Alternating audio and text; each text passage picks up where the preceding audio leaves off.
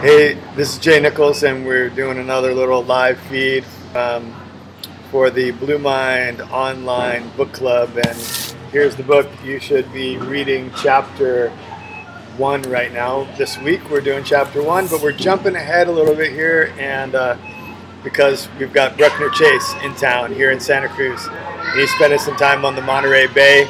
We just decided to meet up here at the grocery store and have a quick chat, and I just wanted you to meet him.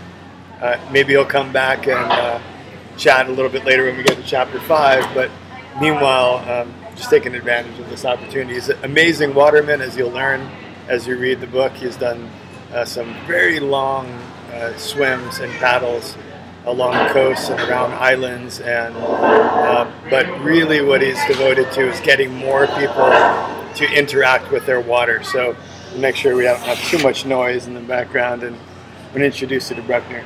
Yeah, hey, it's great to be here. I mean, you and I don't get together that often, but you know, we talked about the Blue Mind being something that is not something that's just something you turn on and off.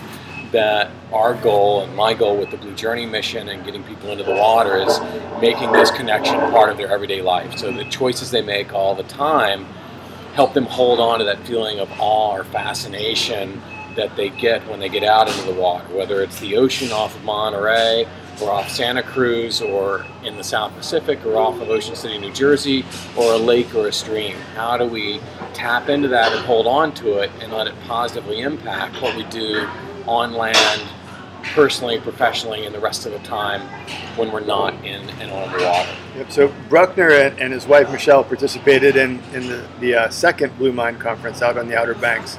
And they've got a particularly powerful insight into psychology and how water can be a force for empowerment and for healing and for helping kids and adults connect with themselves, connect with their history, connect with their community, connect with their water, right? Out in American Samoa, as well as on both coasts of the United States, Bruckner's programs have really changed a lot of lives and for the positive. Yeah, I mean, we basically try to remove these barriers. You and I were talking about this. People have reasons that they cannot get into the water. It might be perception, it might be physical barriers. So we run programs for youth or people with spinal injuries to help them get into the water, or triathletes, or what we call adult onset swimmers, people that aren't comfortable in the water, and we create these positive experiences. We remove these barriers. Yep. It's amazing that even living on an island in New Jersey or an island in the South Pacific, sometimes people become disconnected from that natural world.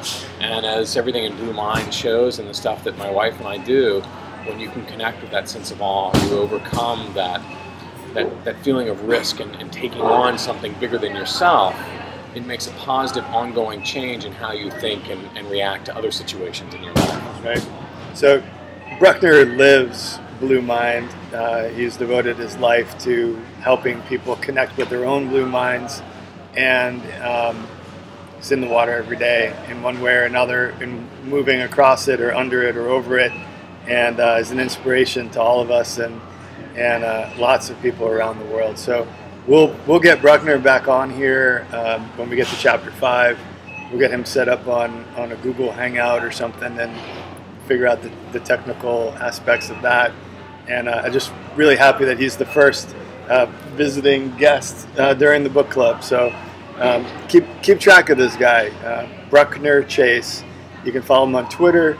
You can follow him on Facebook. You can check out his website and support his work.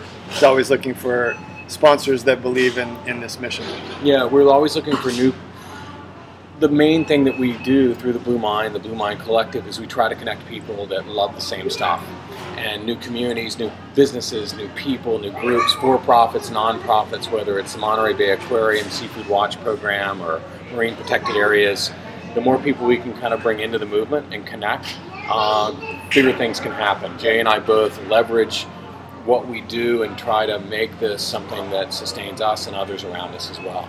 Yeah. So keep track of this guy. Is amazing. He's headed to Australia pretty soon to compete in one of the premier lifeguard life-saving competitions, a 30-year-old competition, and so honored to know you, and glad you could take a little time and say hi to the folks and we'll be hearing more from this guy. So thanks. Thanks. Hey, Appreciate it. We'll see you.